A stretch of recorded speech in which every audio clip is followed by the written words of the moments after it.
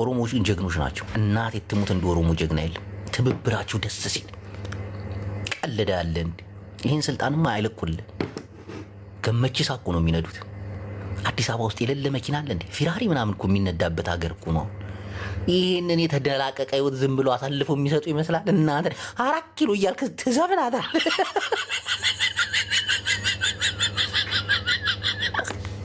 ቀልዳለህ እንዴ? ትዘፍናታለህ። ምንም አይለቁልም። ጥርሳቸውን ነክሰው ነው የሚዋጉት ከታች እስከ ላይ። አብይም ይህን ስለሚያውቅ ነው ድልቅቅቅ እንዲሉ የሚያደርጋቸው።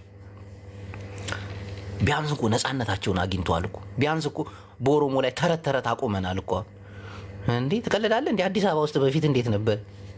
አንድ ኦሮሞ እና አንድ ትግሬ እያልክ የምትተርተውን አሁን ትተርታታለህ።